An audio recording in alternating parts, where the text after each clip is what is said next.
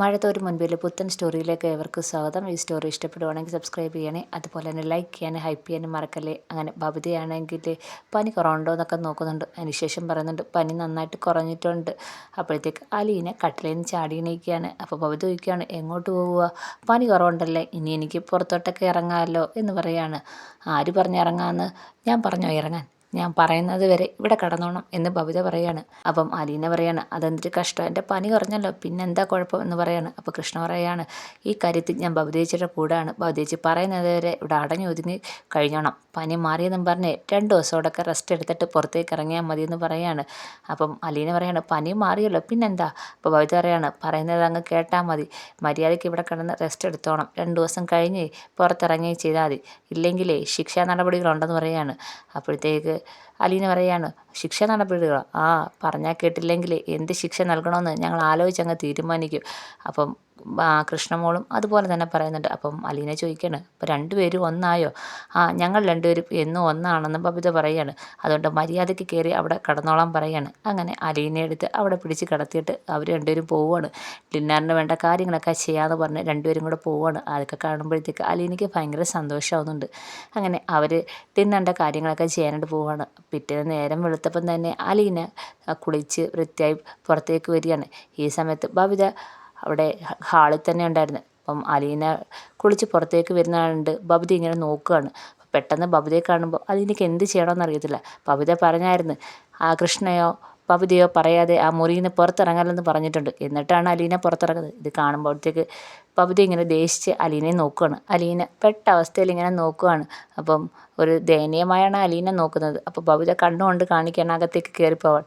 അപ്പം അലീന ദയനീയമായി ഇങ്ങനെ വീണ്ടും ബബിതയെ നോക്കുന്നുണ്ട്. അപ്പോൾ ബബിത വീണ്ടും അകത്തേക്ക് കയറിപ്പോൾ ഇങ്ങനെ കണ്ണുകൊണ്ട് കാണിക്കുന്നുണ്ട്. അപ്പോഴാണ് കൃഷ്ണമോൾ അങ്ങോട്ട് വരുന്നത്. അപ്പോൾ കൃഷ്ണമോൾ ചോദിക്കുകയാണ് ഇത് എങ്ങോട്ട് പോവുക, ആ മുറിയിൽ നിന്ന് പുറത്ത് ഇറങ്ങല്ല എന്ന് ബബിതേച്ചി പറഞ്ഞല്ലേ, പിന്നെ ഇത് എങ്ങോട്ട് പോവുകയെന്ന് പറയുകയാണ്. അപ്പോഴത്തേക്ക് ബബിത അങ്ങോട്ട് വരികയാണ്. അപ്പം അലീന പറയാണ് അത് എനിക്ക് പനിയൊക്കെ മാറിയല്ലോ പിന്നെ ഞാൻ എന്തിനാ കിടക്കുന്നതെന്ന് ചോദിക്കുകയാണ്. അപ്പോൾ ബബിത പറയാണ് ഞാൻ പറഞ്ഞതല്ലേ, ഞാനോ കൃഷ്ണമോളോ പറയാതെ ആ മുറിയിൽ നിന്ന് ഇറങ്ങല്ലെന്ന്, പിന്നെ ഇത് എങ്ങോട്ട് പോകാനാണ് ഈ ഇറങ്ങിയെന്ന് ചോദിക്കുകയാണ്.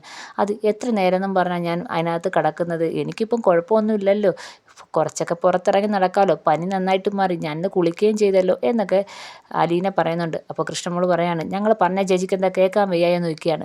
ചേച്ചിയുടെ ഇന്നലെ പറഞ്ഞല്ലേ അതിനകത്ത് 2 ദിവസം കൂടെ റെസ്റ്റ് എടുത്തതിന് ശേഷം മുറിക്ക് പുറത്തിറങ്ങിയാൽ മതിയെന്ന്, പിന്നെ എന്താ ചേച്ചിക്ക് കേൾക്കാൻ വയ്യായെന്ന് ചോദിച്ച് കൃഷ്ണമോളും ചോദിക്കുകയാണ്. അപ്പോൾ ബബിതയും പറയുന്നുണ്ട് ഇന്നലെ പറഞ്ഞാൽ കേട്ടില്ലെങ്കിൽ ശിക്ഷാ നടപടികളുണ്ടെന്ന്, പിന്നെ ഇത് എങ്ങോട്ട് പോവുക എന്നും പറഞ്ഞിട്ട് രണ്ടുപേരും വഴക്ക് പറയുകയാണ്. അങ്ങനെ അവസാനം അലീന പറയാം ഞാൻ ആ മുറിയിൽ തന്നെ ഇരുന്നോളാം, 2 ദിവസം കഴിഞ്ഞേ പുറത്തിറങ്ങുന്നുള്ളൂ എന്നും പറഞ്ഞുകൊണ്ട് അലീന പതുക്കെ മുറിയിലേക്ക് കയറി പോവുക. ഇനി രണ്ടുപേരും തമ്മിൽ എന്നോട് വഴക്കിടാൻ വരണ്ട എന്നും പറഞ്ഞുകൊണ്ട് അങ്ങ് പോവുകയാണ്. അങ്ങനെ അലീന മുറിയിലേക്ക് പോവുകയാണ്. ഇപ്പം ഈ സമയത്താണെങ്കിൽ വൈജ ആകപ്പാടെ എന്ത് ചെയ്യണമെന്ന് അറിഞ്ഞൂടാത്ത ഒരവസ്ഥയിലാണ്. ദേഷ്യവും സങ്കടവും ഒക്കെ വരുന്നുണ്ട്. കാരണം വൈജ തീരുമാനിക്കുന്നതൊന്നും ആ വീട്ടിൽ നിന്ന് നടക്കുന്നില്ല, വൈജ വിചാരിക്കുന്നതൊന്നും നടക്കുന്നില്ല. അലീന എന്താണ് വിചാരിക്കുന്നത് അത് മാത്രമേ നടക്കുന്നുള്ളൂ. അപ്പം അതുകൊണ്ട് തന്നെ ഇപ്പം പഴുതേ കൂടുതൽ അലീനയോട് ദേഷ്യം കൂടിയിട്ടുണ്ട്. പിന്നെ താൻ ആ വീട്ടിലൊരു പേയിങ് ഗസ്റ്റിനെ പോലെ മാത്രമാണ് താമസിക്കുന്നതെന്നും വൈജയ്ക്ക് തോന്നി തുടങ്ങി. അപ്പം വൈജ ഇങ്ങനെ മനസ്സിൽ വിചാരിക്കുകയാണ് ഇനി അങ്ങനെ വിട്ടുകൊടുക്കാൻ പറ്റത്തില്ല, അവളുടെ ഈ ഭരണം നിർത്തിയേ പറ്റത്തുള്ളൂ, അവളെ എത്രയും പെട്ടെന്ന് ഈ വീട്ടിൽ നിന്ന് പുറത്താക്കണം, എന്നാൽ എൻ്റെ ഭർത്താവിനെയും മക്കളെയും എനിക്ക് തിരിച്ചു കിട്ടത്തുള്ളൂ. എൻ്റെ മക്കളെല്ലാം എൻ്റെ കൈവിട്ട് പോവുകയാണ്, ബബിതയും രോഹിത്തും എല്ലാം ഇപ്പം അവളുടെ സൈഡാണ്, അവൾ മാത്രം മതി, എൻ്റെ കാര്യം ആരും കേൾക്കാനോ പറയാനോ എന്നോട് സംസാരിക്കാനോ പോലും ആർക്കും സമയമില്ല, എല്ലാവർക്കും അവളുടെ കാര്യം മാത്രമേ ഉള്ളൂ. ഞാൻ ഇവിടെ ഒരു രോഗി ഇവിടെ കിടന്നിട്ട് ആർക്കും എന്നെ തിരിഞ്ഞു നോക്കാൻ വയ്യ, അവളെ ശുശ്രൂഷിക്കാൻ എല്ലാവരും മത്സരിക്കുന്നു, ഇതങ്ങനെ വിട്ടുകൊടുക്കാൻ പറ്റത്തില്ലെന്ന് ഇങ്ങനെ വൈജ ഇങ്ങനെ ഓരോന്നിങ്ങനെ ആലോചിച്ച് കൂട്ടുകയാണ്. അപ്പം വൈജയാണെങ്കിൽ എന്തൊക്കെയോ തീരുമാനിക്കുന്നുണ്ട്. അതിനുശേഷം വൈജയാണെങ്കിൽ ഇടയ്ക്ക് പുറത്തിറങ്ങുന്നുണ്ട്, ആരെങ്കിലുമൊക്കെ കൊണ്ടുവന്ന് നോക്കുന്നുണ്ട്. അങ്ങനെ ആരും ഇല്ലെന്ന് മനസ്സിലാക്കിയ വൈജ നേരെ അലീനയുടെ മുറിയിലോട്ട് പോവുകയാണ്.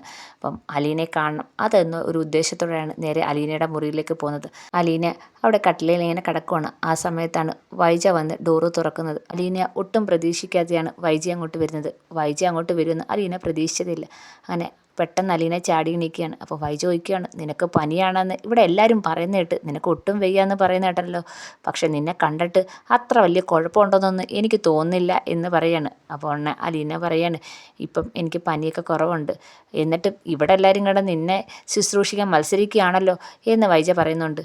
ഇപ്പം 2 ദിവസം കൂടെ കഴിഞ്ഞിട്ട് എല്ലാ ജോലിയും ചെയ്താൽ മതിയെന്ന് ബബിത പറഞ്ഞു. ഓ, ഇപ്പം ബബിതയും രോഹിത്തും എല്ലാം ഇപ്പം നിൻ്റെ കൂടെ ആണല്ലോ. അവരെല്ലാം നിന്നെ ശുശ്രൂഷിക്കാൻ മത്സരിക്കുകയാണല്ലോ.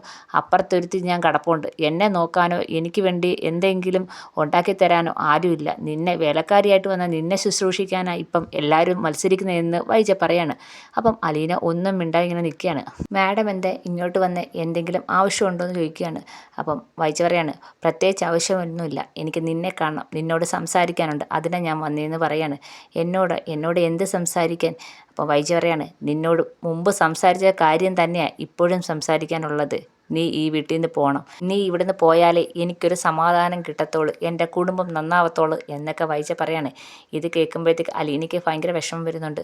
അപ്പം അലീനയാണെങ്കിൽ വൈജടുത്ത് ചോദിക്കുകയാണ്, ഞാൻ മാഡത്തിന് ഒരു ദ്രോഹവും ചെയ്തില്ലല്ലോ, പിന്നെ എന്നോട് എന്തിനാ ഇത്രയും വിരോധം എന്ന് പറയുകയാണ്. അപ്പം വൈജ പറയാണ്, നീ എന്നോട് ഒരു ദ്രോഹവും ചെയ്തിട്ടില്ലേ? ഈ ലോകത്ത് ഏറ്റവും കൂടുതൽ എന്നോട് ദ്രോഹം ചെയ്തിട്ടുള്ള നീയാണ്. എൻ്റെ ഭർത്താവ്, എൻ്റെ മക്കൾ, ഇപ്പം രോഹിത്തും ബബിതയും എല്ലാം നീ തട്ടിയെടുത്ത് ഇപ്പം എനിക്ക് ആരും ഇല്ലാത്തവരാക്കി മാറ്റി. ഇപ്പം എല്ലാവരും നിൻ്റെ സൈഡാണ്. ഈ വീട്ടിൽ ഞാനൊരു പേയിങ് ഗസ്റ്റിനെ പോലാണ് താമസിക്കുന്നത്.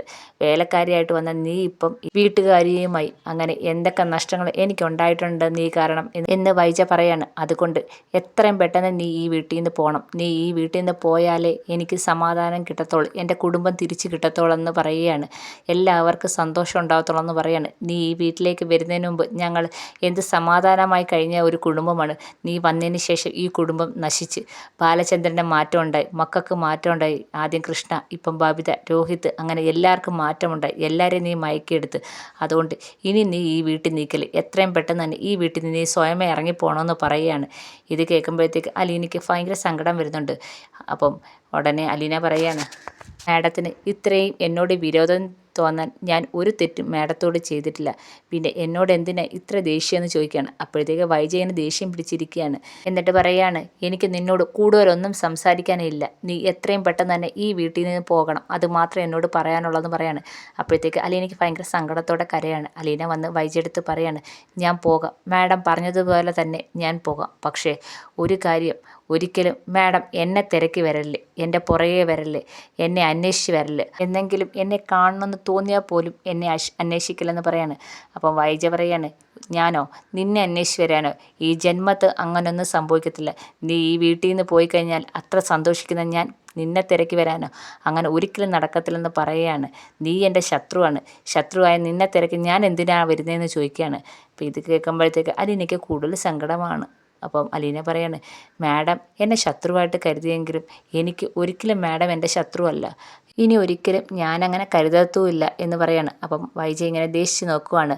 അപ്പം നീ എങ്ങനെ കരുതിയാലും എനിക്കൊരു പ്രശ്നമില്ല, നീ ഈ വീട്ടിൽ നിന്ന് പോകണം, അത് എത്രയും പെട്ടെന്ന് തന്നെ.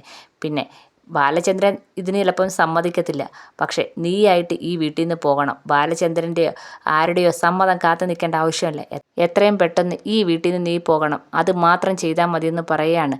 ബാക്കി കാര്യങ്ങളൊക്കെ ഞാൻ നോക്കിക്കോളാം എന്ന് വൈജ പറയാണ്. അപ്പം അലീന പറയാണ്, മാഡത്തിൻ്റെ ആഗ്രഹം പോലെ തന്നെ എത്രയും പെട്ടെന്ന് ഞാൻ ഈ വീട്ടിൽ നിന്ന് തന്നെ പൊക്കോളാം എന്ന് പറയാണ്. അപ്പോഴത്തേക്ക് വൈജയാണെങ്കിൽ അലീന ഇങ്ങനെ ദേഷ്യം നോക്കിയിട്ട് വൈജ അങ്ങ് പോവുകയാണ്. അപ്പം വൈജ പോകുന്നത് നോക്കി ഇങ്ങനെ അലീന സങ്കടത്തോടെ നിന്ന് കരയുകയാണ്.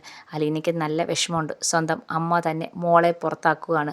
ആരും കാണാതെ ആരും ഇല്ലാത്ത സമയം നോക്കി വൈജ അങ്ങനെ അലീനയെ പുറത്താക്കാൻ വേണ്ടുന്ന കാര്യങ്ങളൊക്കെ ചെയ്തു വെച്ചിരിക്കുകയാണ്. അലീനയാണെങ്കിൽ ആകപ്പാടെ ധർമ്മസങ്കടത്തിലായിരിക്കുകയാണ്. ഈ കാര്യം എങ്ങനെ ബാലചന്ദ്രനോട് പറയും? ബാലചന്ദ്രൻ്റെ അടുത്ത് പറയാനും പറ്റത്തില്ല. വൈജയാണ് ഇത് തന്നോട് പറഞ്ഞെന്നുള്ള കാര്യം ബാലചന്ദ്രൻ്റെ അടുത്ത് പറഞ്ഞാൽ ബാലചന്ദ്രൻ കൂടുതൽ പ്രശ്നം ഉണ്ടാക്കുമെന്ന് അലീനയ്ക്കറിയാം. ഇവിടുന്ന് പൊക്കോളാം എന്ന് വൈജയെടുത്ത് പറയുകയും ചെയ്ത് ആകപ്പാട് ധർമ്മസങ്കടത്തിലുമാണ്. അതുപോലെ തന്നെ സ്വന്തം അമ്മ തന്നെ ഈ വീട്ടിൽ നിന്ന് പോകണമെന്ന് ആവശ്യപ്പെട്ടതും ഓർത്ത് അലീന ഭയങ്കര സങ്കടത്തിലാണ്. എന്ത് ചെയ്യണമെന്നറിയാതെ ആകപ്പാടെ ധർമ്മസങ്കടത്തിലായിരിക്കുകയാണ് അലീന.